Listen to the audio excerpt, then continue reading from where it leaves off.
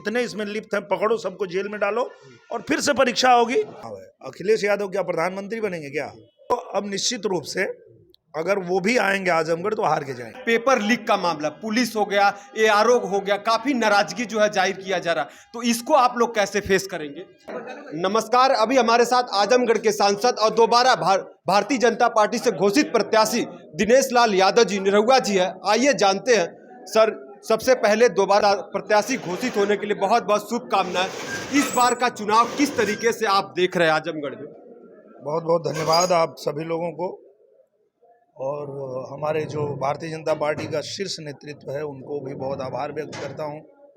हमारे पूजनीय प्रधानमंत्री जी को आभार व्यक्त करता हूं, हमारे पूज्य योगी आदित्यनाथ जी को आभार व्यक्त करता हूं, हमारे राष्ट्रीय अध्यक्ष जेपी नड्डा जी को आभार व्यक्त करता हूं कि उन्होंने मुझे एक बार और अवसर दिया है ताकि मैं आजमगढ़ में चुनाव लड़के और आजमगढ़ के जनता की सेवा कर सकूं।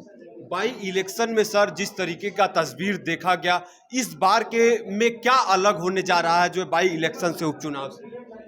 अभी देखिए, बाई इलेक्शन से आपको इस बार और बड़ी जीत दिखेगी। उसका कारण ये है कि बाई इलेक्शन में उतनी लहर नहीं रहती है, लोगों में उतना उत्साह नहीं रहता है, क्योंकि जब हम 19 में लड़े थे तो जितना हमको वोट 19 में मिला था उससे कम ही वोट मिला था 22 में उपचुनाव में। तो जब ये चुनाव जो आ रहा है 24, उसमें जिस तरह की लहर है तो आप देखेंगे कि एक बड़ी जीत हम लोग हासिल करेंगे, क्योंकि पूरे देश ने ये देख लिया है कि प्रधानमंत्री नरेंद्र मोदी जी ने जो शपथ लिया है, जो संकल्प लिया है कि भारत को विकसित राष्ट्र बनाना है, उसमें पूरा देश मोदी जी के साथ है। और मेरा आजमगढ़ एक साल में ही सरकार के साथ रह के देख चुका है कि सरकार के साथ रहने पर कितना काम होता है। यहाँ विश्वविद्यालय बन गया, आजमगढ़ में संगीत महाविद्यालय बन गया, आजमगढ़ में नया रेलवे स्टेशन बन रहा है, एयरपोर्ट का उद्घाटन करने स्वयं प्रधानमंत्री जी आ रहे हैं, नई रेलवे लाइन बिछ रही है, आजमगढ़ का जो मास्टर प्लान रुका हुआ था वो लागू हो गया, आजमगढ़ की जितनी सड़कें नहीं बनी थी वो बनी। मतलब ये सब काम एक साल में हो गया, जो कि पहले जब अखिलेश यादव जी को मौका मिला था वो 4 साल में नहीं कर पाए थे। वो एक साल में भारतीय जनता पार्टी के नेतृत्व में प्रधानमंत्री जी के आशीर्वाद से, मुख्यमंत्री जी के आशीर्वाद से हम लोग यहाँ कर पाए।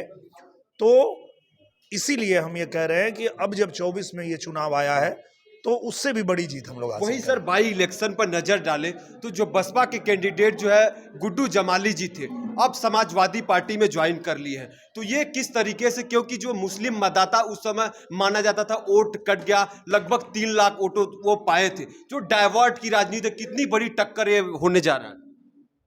कुछ भी नहीं है। उसका कारण ये है कि जिस पार्टी का वोट होता है, वो लड़े थे बसपा से, तो अगर 19 में बसपा अलग लड़ती तो 19 में ही अखिलेश यादव हार जाते आजमगढ़ वो जीते इसलिए थे क्योंकि बसपा से, कांग्रेस से उनका गठबंधन था, और अब नहीं है।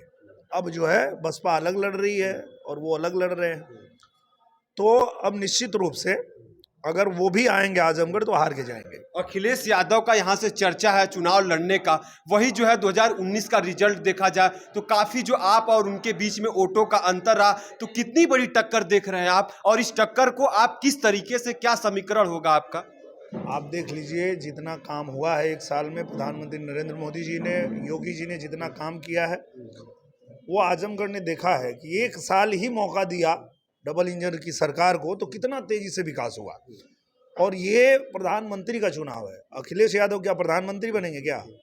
नहीं ना सर, वो भी 2019 की बात करें तो वो भी प्रधानमंत्री का चुनाव था, तो जो वो भी तो था, जो वोट का अंतर था। नहीं, तो प्रधानमंत्री जी का चुनाव था लेकिन बसपा से गठबंधन था जी, तो बसपा का जो वोट उनको मिला था इस वजह से वो जीत पाए थे। वही मैं कह रहा हूँ कि अब की बार बसपा अलग लड़ रही है तो उनकी जीत असंभव हो जाएगी। और चूंकि अभी जितना काम हम लोग एक साल में किए हैं तो निश्चित रूप से आजमगढ़ की जनता तैयार है कि हम सरकार के साथ ही जाएंगे। इस बार जो है आप जनता के बीच में कौन कौन से मुद्दे ले जा रहे हैं, किस प्रकार से जो जनता को अपने पक्ष में वोट करने के लिए अपील करेंगे आजमगढ़ की जनता से? सबसे बड़ा मुद्दा तो यही है कि कोई और सांसद न यहाँ टाइम देता है, न दिखाई देता है, न काम करता है। अगर मुझे मौका मिला था तो मैंने एक साल रह के यहाँ काम किया, जनता के लिए जो जो करना था वो काम किया, उनके बीच रहा, उनकी बात सुना। तो जनता को ऐसा ही सांसद चाहिए ना जो उनके साथ रहे, उनकी बात सुने, उनका दुख दर्द दूर करे। मैं आजमगढ़ में रह के, अब एक सांसद को एक साल में 5 करोड़ निधि आती है, लेकिन उसके अलावा आजमगढ़ के गरीब लोगों के इलाज के लिए 10 करोड़ रुपया एक साल में ला चुका हूं मैं आजमगढ़ में। उसके अलावा कितनी योजनाएं आई, कोई ऐसा विभाग नहीं है जहां से आजमगढ़ में काम नहीं आया हो।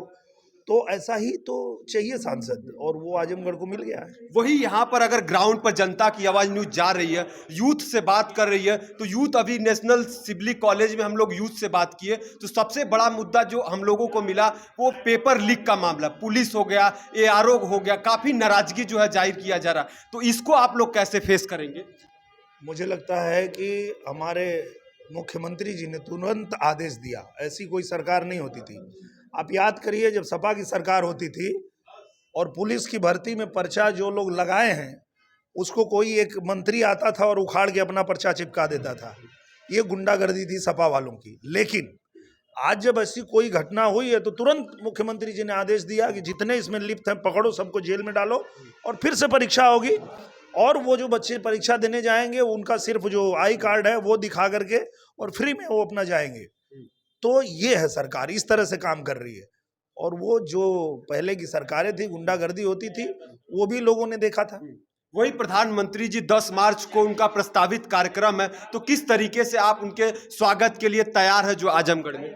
पूरी तरह तैयार है हम लोग, और आज उसी की पूरी बैठक हुई है और 10 तारीख को हम लोग जो है एक ऐतिहासिक रैली आजमगढ़ में करने जा रहे हैं। ठीक है, बहुत बहुत धन्यवाद। बहुत धन्यवाद।